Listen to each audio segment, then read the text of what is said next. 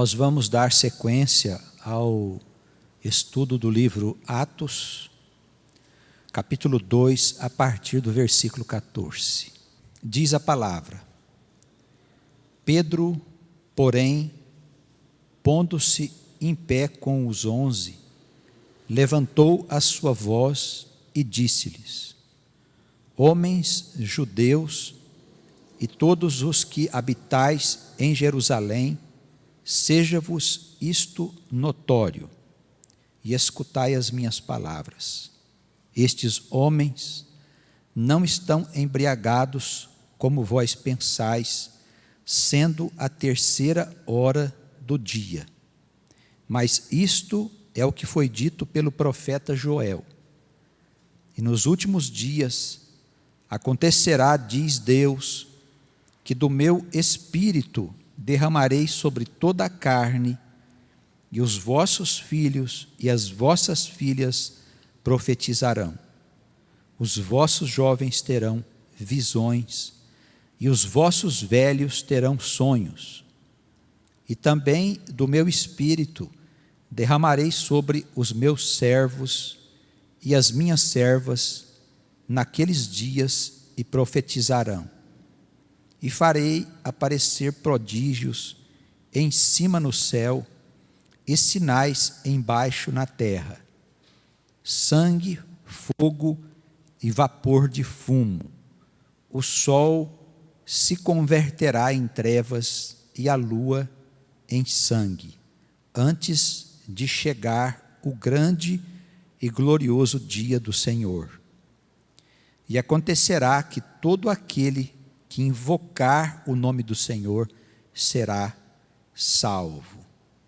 Homens israelitas, escutai estas palavras. A Jesus Nazareno, homem aprovado por Deus entre vós com maravilhas, prodígios e sinais que Deus por ele fez no meio de vós, como vós mesmos bem sabeis. A este que vos foi entregue pelo determinado conselho e presciência de Deus, prendestes, crucificastes e matastes pelas mãos de injustos, ao qual Deus ressuscitou, soltas as ânsias da morte, pois não era possível que fosse retido por ela. Porque dele disse Davi: sempre via diante de mim o Senhor, porque está à minha direita, para que eu não seja comovido. Por isso se alegrou o meu coração, e a minha língua exultou. E ainda a minha carne há de repousar em esperança, pois não deixarás a minha alma no inferno, nem permitirás que o teu santo veja a corrupção. Fizeste-me conhecidos os caminhos da vida, com a tua face me encherás de júbilos. Homens, irmãos, seja-me lícito dizer-vos livremente acerca do patriarca Davi, que ele morreu e foi sepultado, e entre nós está até hoje a sua sepultura.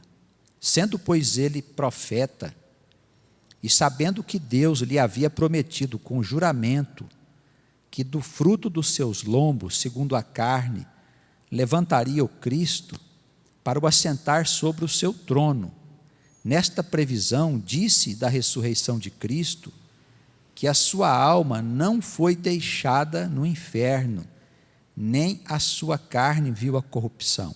Deus ressuscitou a este Jesus, do que todos nós somos testemunhas, de sorte que, exaltado pela destra de Deus, e tendo recebido do Pai a promessa do Espírito Santo, derramou isto que vós agora vedes e ouvis.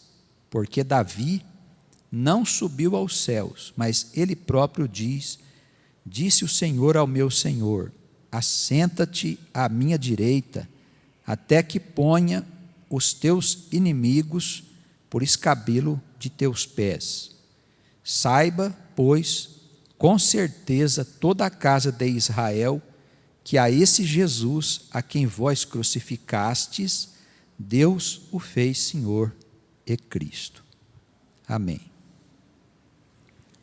Nós vimos na nossa assembleia passada o derramamento do Espírito Santo sobre os apóstolos. E vimos que eles falaram ali em línguas estrangeiras, provocando no meio do povo um alvoroço.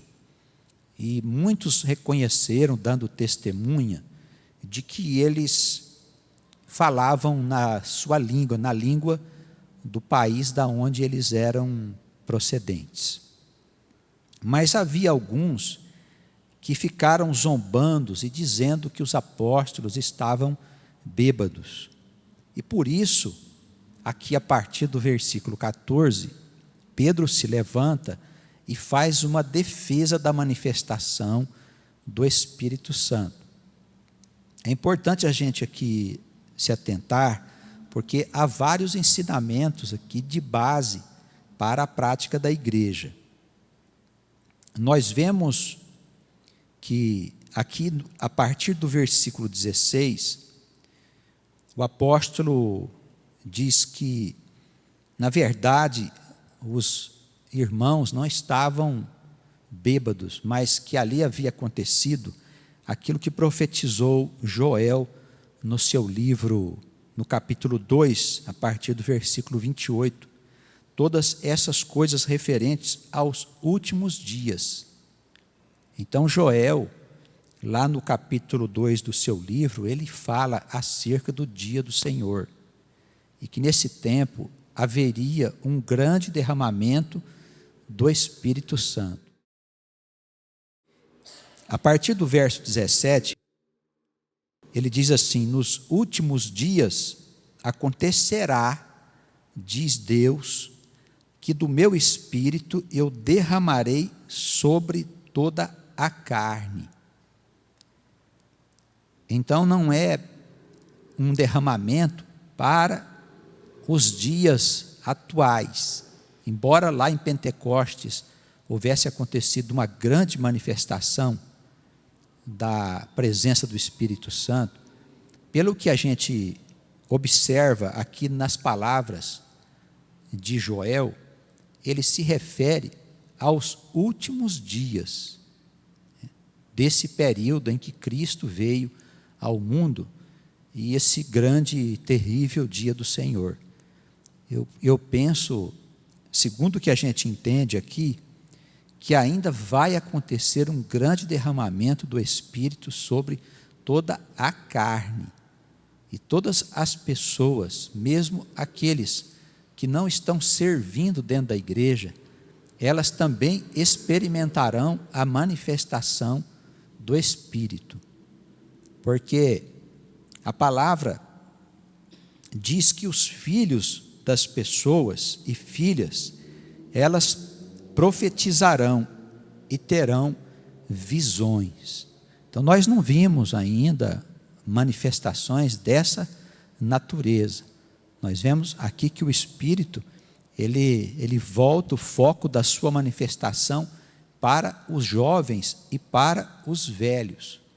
Nós não temos tido sonhos proféticos, pelo menos a gente não tem visto nas igrejas a manifestação do espírito de profecia, segundo esse ponto de vista aqui do profeta Joel. O que a gente vê muito por aí com o nome de profecia é espírito de adivinhação.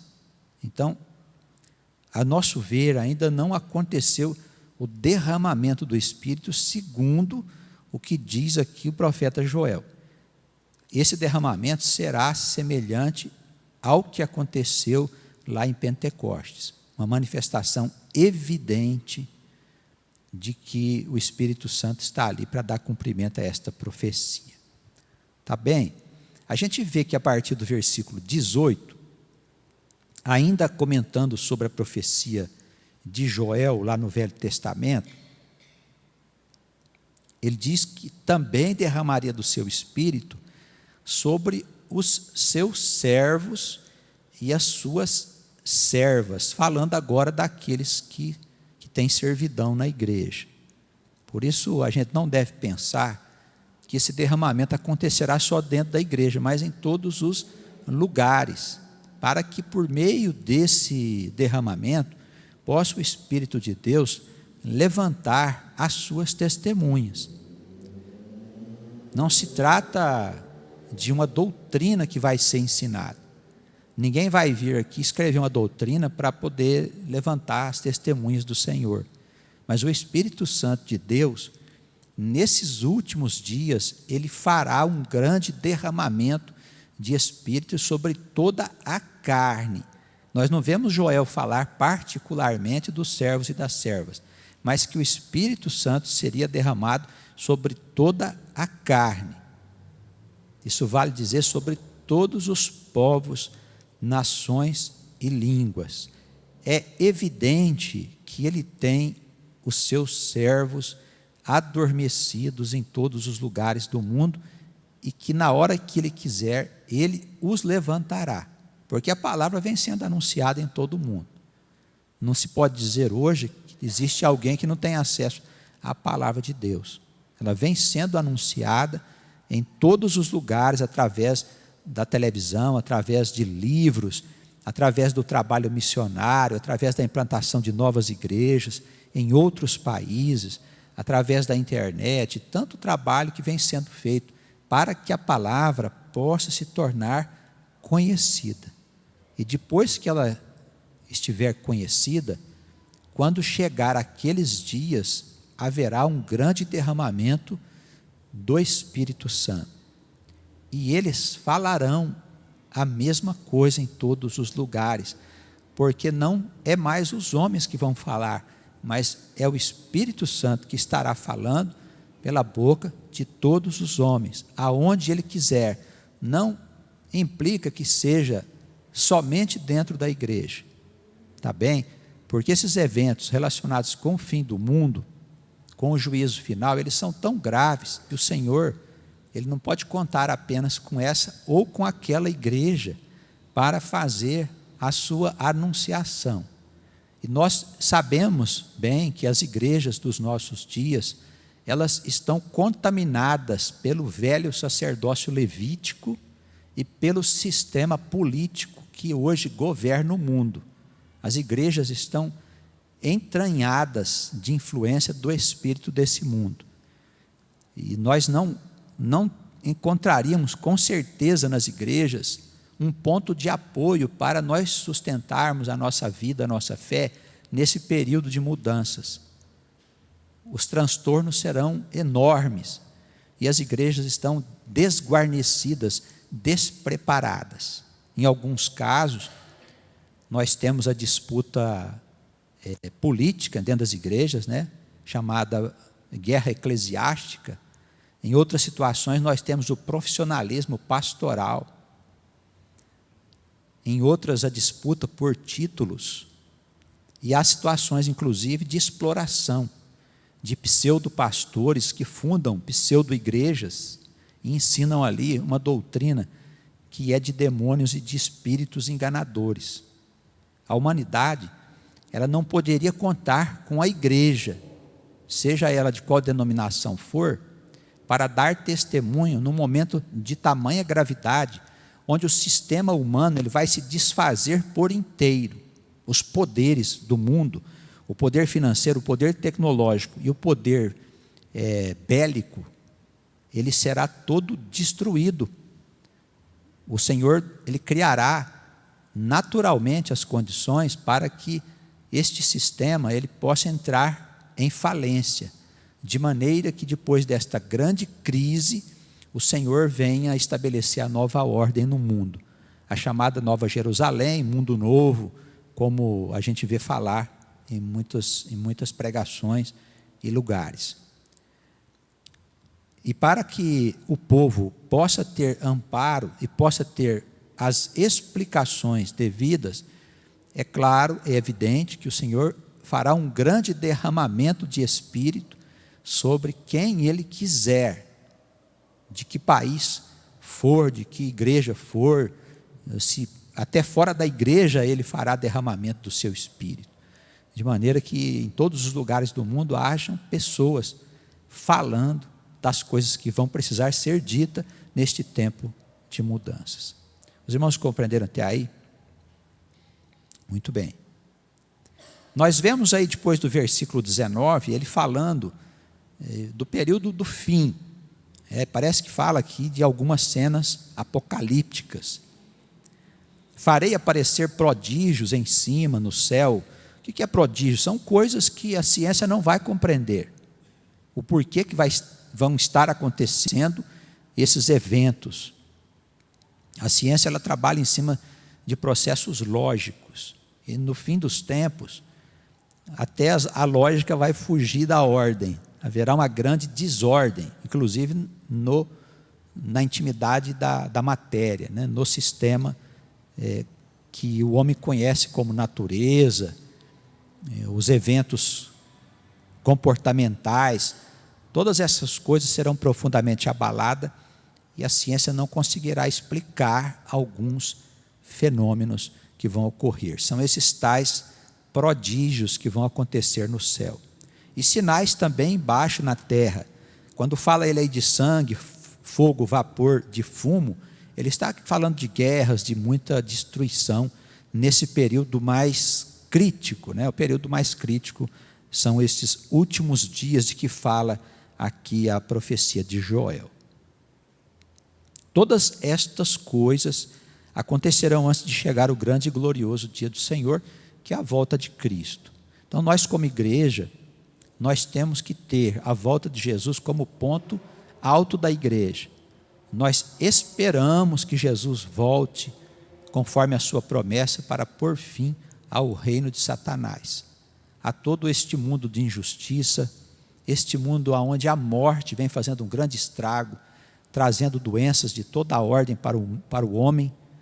A morte vem penetrando no mundo juntamente com o inferno, trazendo enfermidades de toda a ordem e manifestações anômalas de comportamento provocado pela influência de espíritos malignos que estão subindo da região do abismo, conforme a literatura apocalíptica. Tá bem? Então, isso tudo acontecerá antes da vinda gloriosa do Senhor. Quando Ele voltar, Ele destruirá a morte, Ele destruirá o inferno e toda a obra de Satanás. E o mundo vai passar para uma nova fase. Tá bem? Como nós sempre afirmamos aqui, é importante para os que nos ouvem, na nossa comunidade nós não acreditamos que Deus destruirá o mundo, porque não existe esta afirmativa em nenhuma passagem bíblica. Não há nenhuma palavra que sustente a ideia de que o mundo será destruído. Se nós pegarmos uma passagem aqui ou outra lá, pode ser até que do absolutismo da letra a gente tire uma ideia dessa, mas o conjunto das escrituras ensina o contrário, que o homem ele continuará existindo aqui na terra, numa nova ordem, uma nova terra e um novo céu. Não será necessário destruir o planeta para fazer um outro.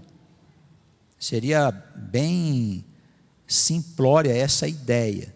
É mais fácil deixar que o mundo velho morra, as suas práticas, os seus costumes e os seus conceitos possam ser destruídos pelo próprio mundo.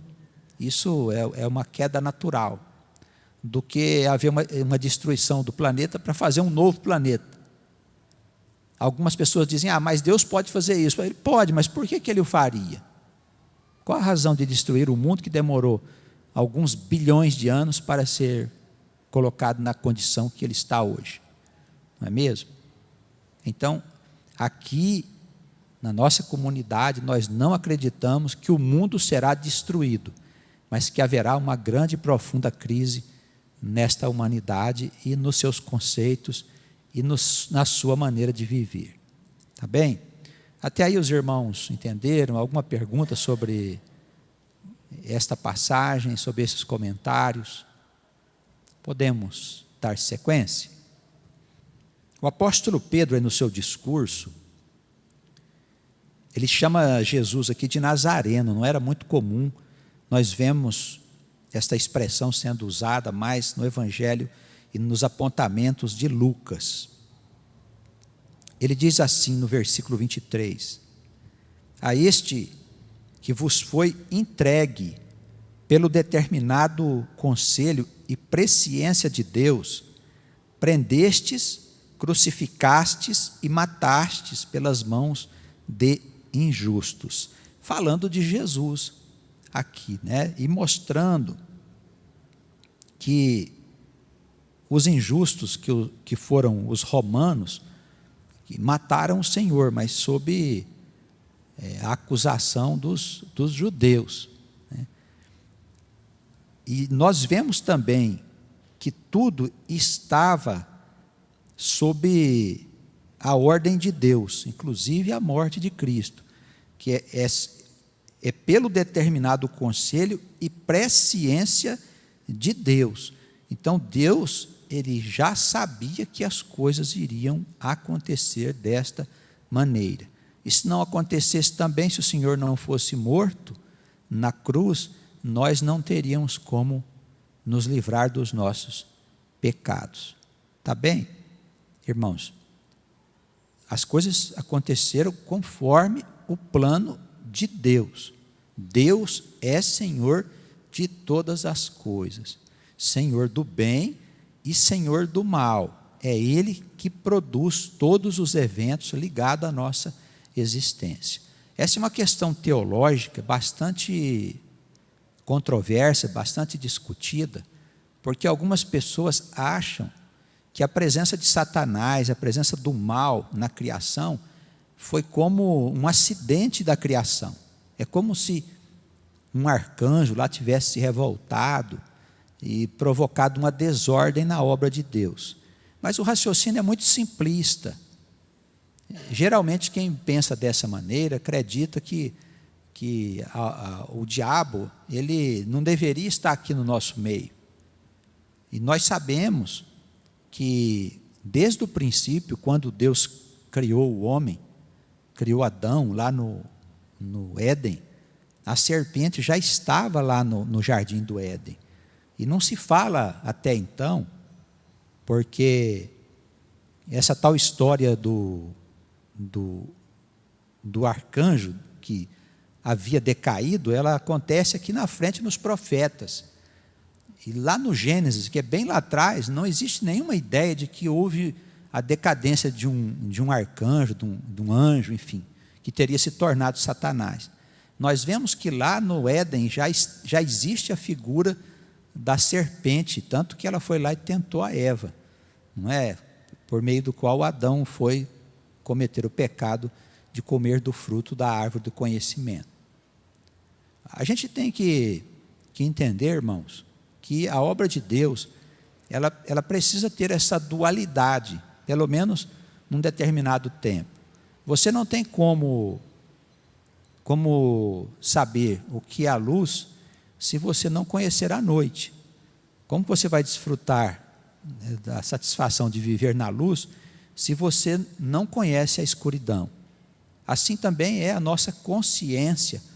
Enquanto ela está com Deus e no jardim do Éden, ela não sabe que ela existe, porque ela está dentro do seio de Deus. Tanto que Adão e Eva andavam nus. Isso é uma simbologia, não é que existiu uma pessoa chamada Adão e uma mulher chamada Eva. Isso é uma história escrita para ensinar a gênese da alma do homem e da mulher, e a maneira como que a alma se separou de Deus pela desobediência. Como é que Deus iria enviar o homem e a mulher para viver a sua experiência existencial? Eles precisavam se apartar de Deus, mas Deus não podia pôr eles para fora de lá por vontade de Deus, e sim por vontade do próprio homem. Então o que Deus disse? Olha, tem uma árvore aqui que tem um fruto, e vocês não podem comer desse fruto. Se vocês comerem, vocês vão morrer. Aí Deus sai de perto.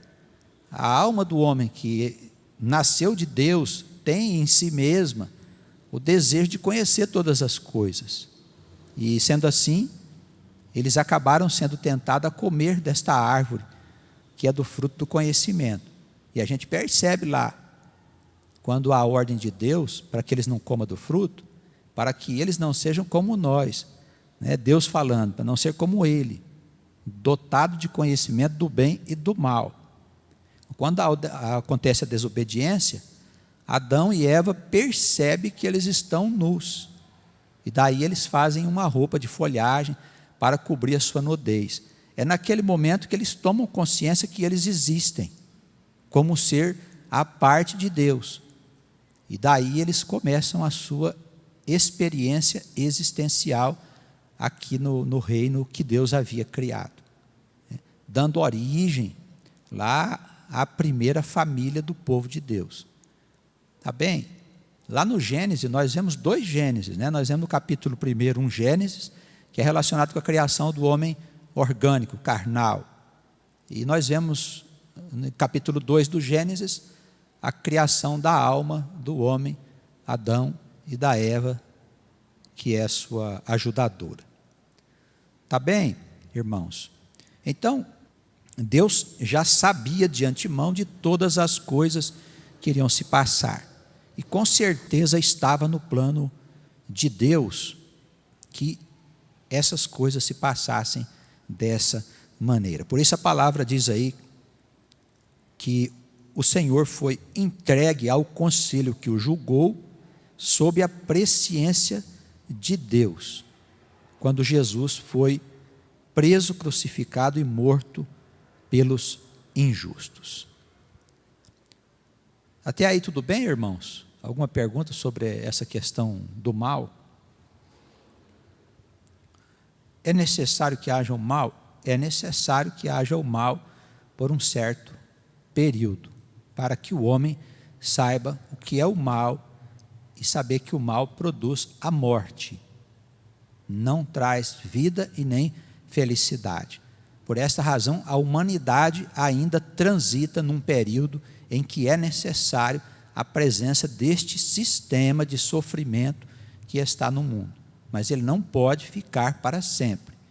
Já chegou a hora dele morrer, dele se desfazer. Ele se desfaz por si mesmo. Não é necessário alguém fazer nenhuma revolução, nem nada.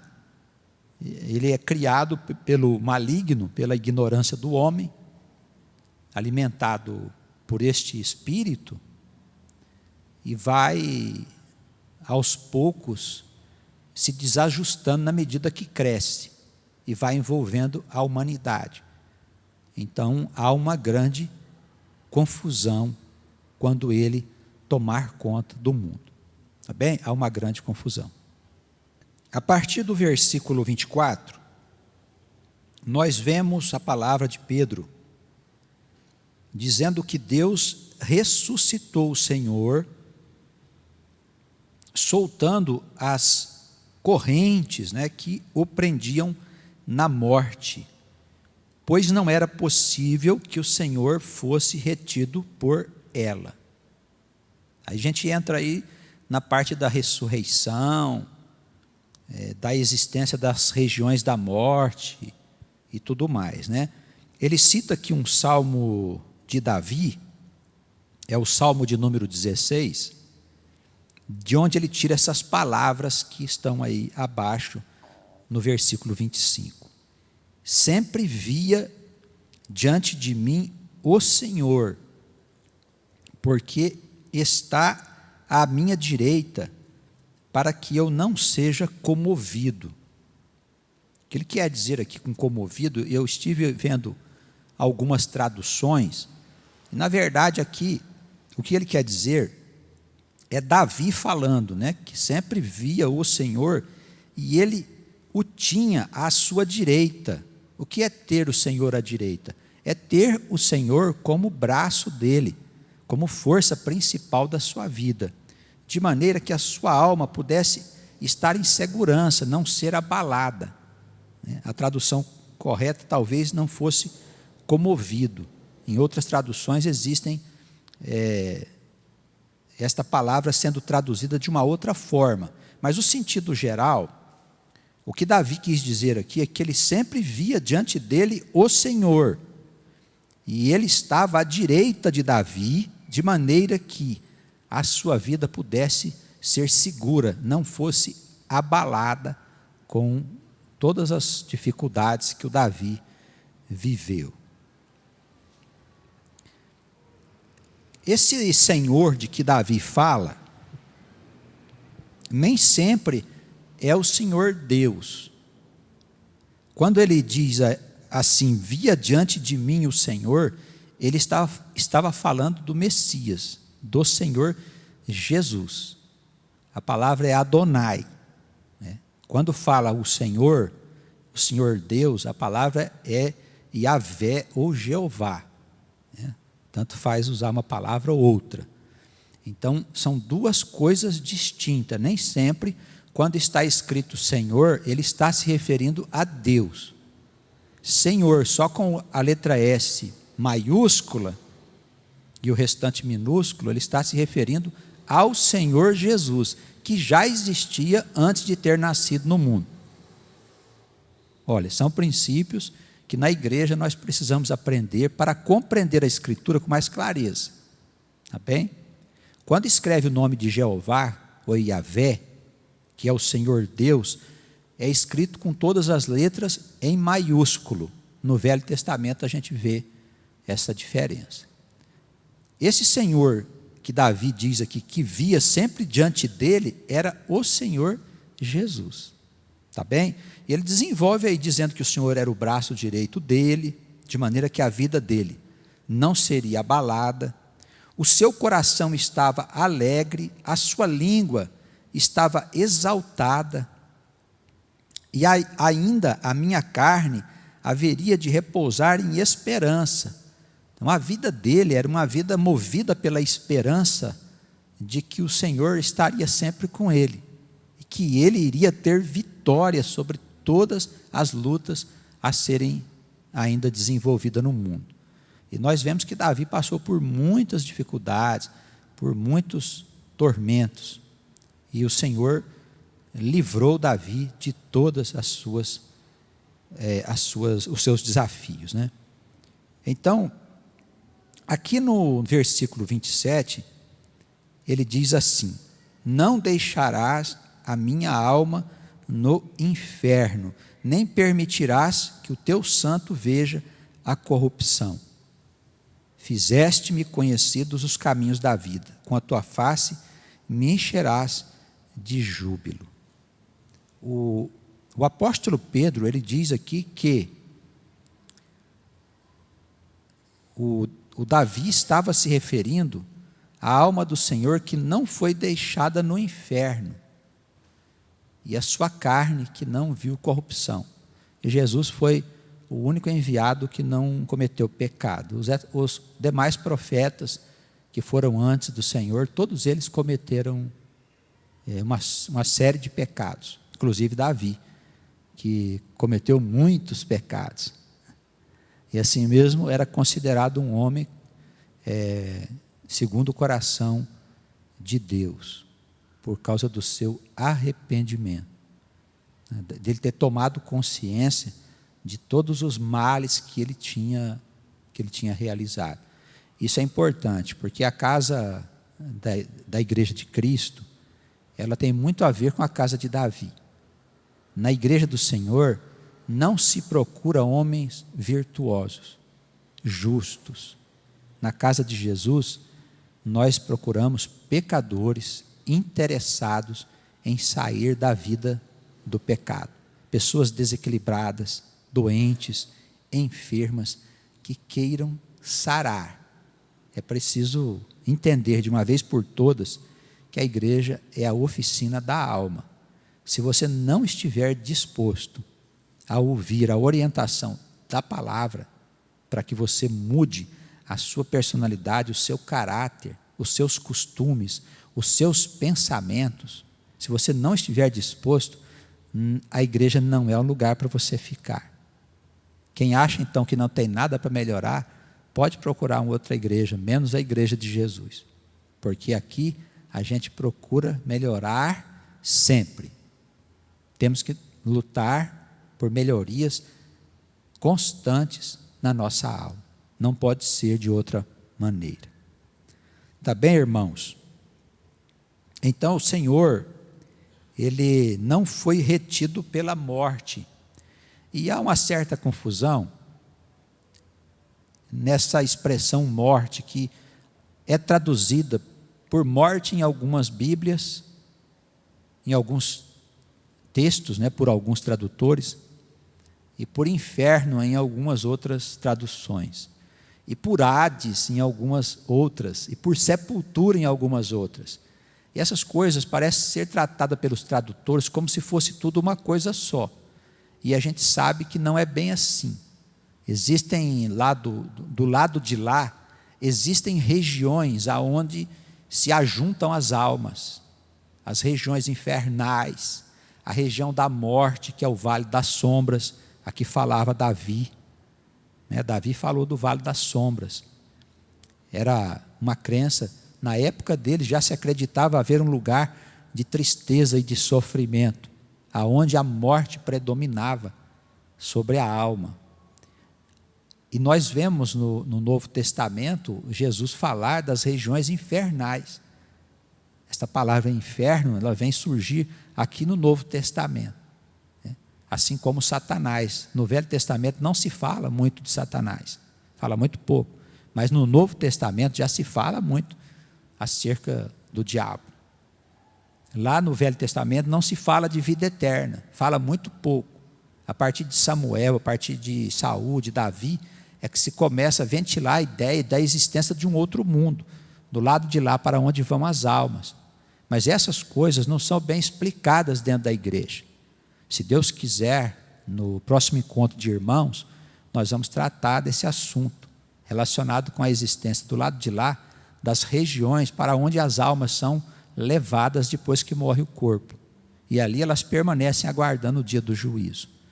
Mas no encontro nós vamos falar sobre isso. No próximo encontro de irmãos, esse vai ser o tema que a igreja vai abordar, devido à importância das pessoas saber um pouco mais a respeito do que existe do lado de lá. Os pastores não gostam muito de falar nesse assunto. Tá bem? Nós vamos falar porque achamos que é importante e o Senhor, Ele pôs no nosso coração para tratar desse tema no próximo encontro de irmãos. Amém? Na sequência da leitura de hoje, ele segue no versículo 29, falando ainda do patriarca Davi, que havia morrido e sido sepultado, estando entre o povo até aquele tempo a sua sepultura. Sendo ele profeta e sabendo que Deus lhe havia prometido com juramento que do fruto de seus lombos, segundo a carne, levantaria o Cristo para o assentar sobre o trono.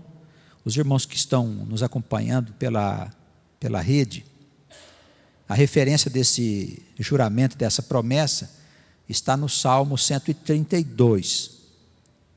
Nesta previsão, disse da ressurreição de Cristo que a alma dele não seria deixada na região da morte, e nem a sua carne veria a corrupção, mostrando aqui Pedro que Jesus era mesmo o Messias que havia sido esperado pelo povo durante tanto tempo.